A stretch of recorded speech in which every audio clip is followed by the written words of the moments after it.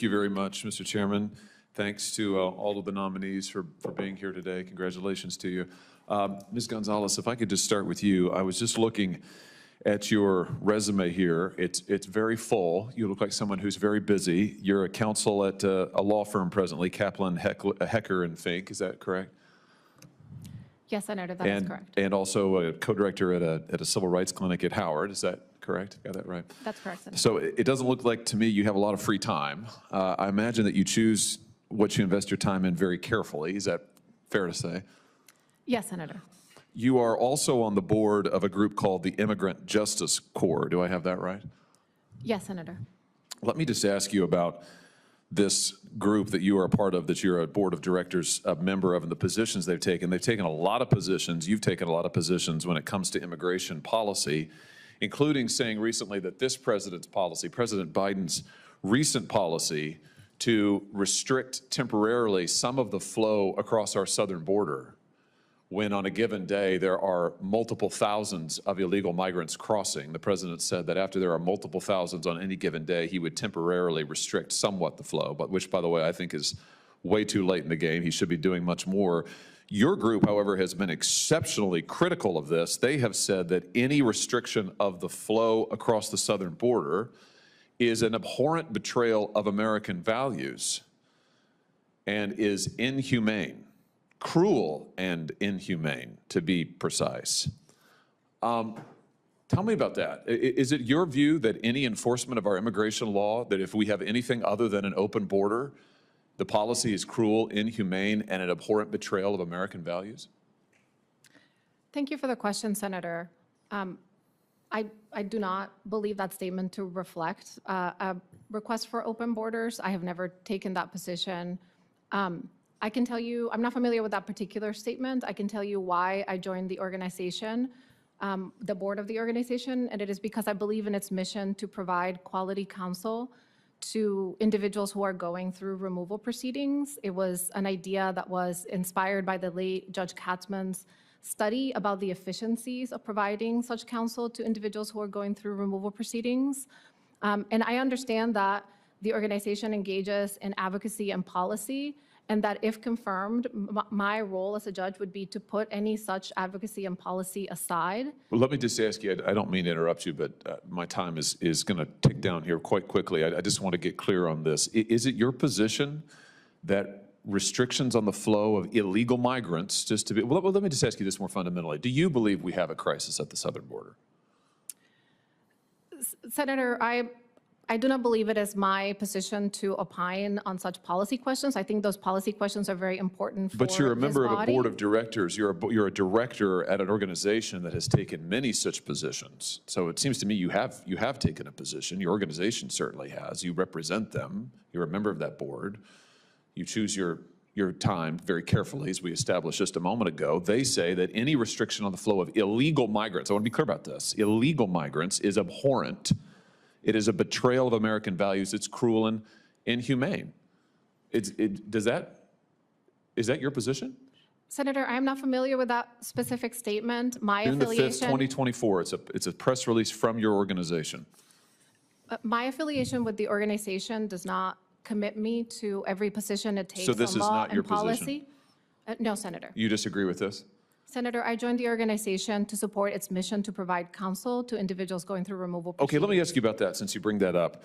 You have also advocated for providing counsel, in fact, taxpayer-funded counsel, to every asylum seeker at our border. Do you know how many credibility and fear determinations the Customs and Immigration Service performed just in 2023 at the southern border? No, Senator, I am not aware of that number. 146,000. 146,000 in 2023 alone. So you are in favor of taxpayer funding for attorneys for at least 146,000 illegals. Is that right?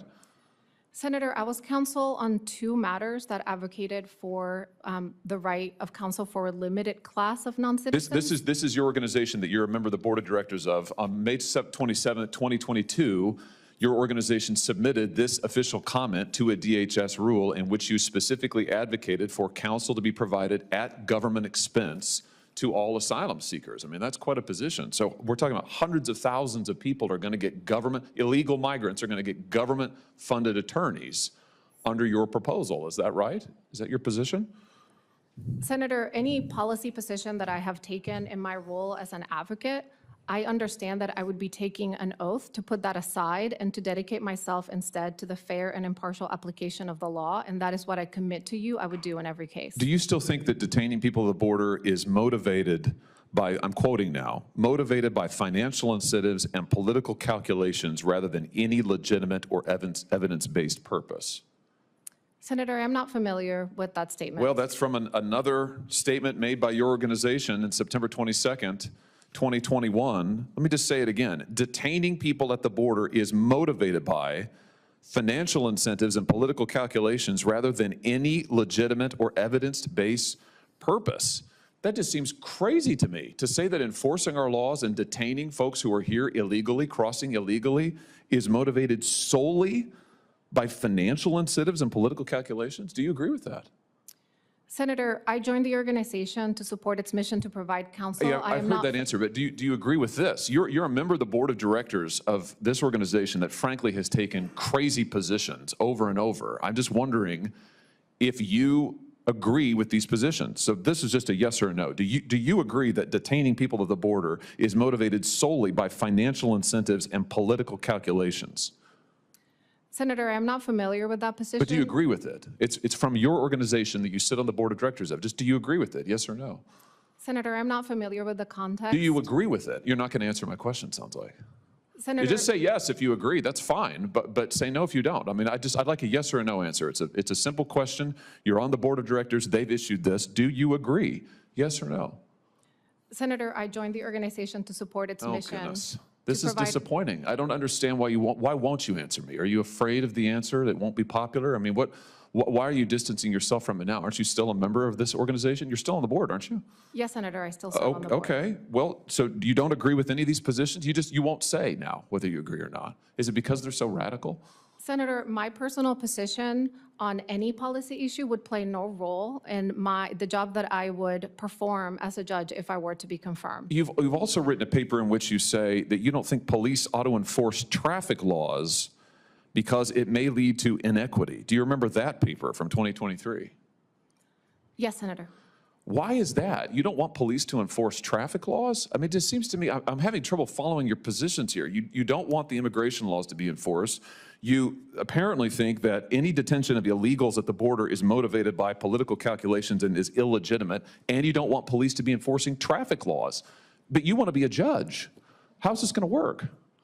Senator, the piece that you are citing documented efforts by cities along with police departments, and in some cases actually led by police departments, to move enforcement of things like hanging an air freshener from a rear view mirror to, for example, ticket by mail or parking enforcement, which would in turn free up police resources to focus on more serious enforcement. Yeah, I'm almost done, Mr. Chairman. Not just that, though. I mean, I encourage people to read the paper. In fact, I've got it right here. It's 14 pages. Mr. Chairman, I'd ask consent to enter into the record the road to driving equality. Frankly, it is full of positions that I think are just nuts. I mean, saying that things like running traffic lights, stop signs, these things can't be enforced, that the police ought to get out of enforcement of traffic laws altogether.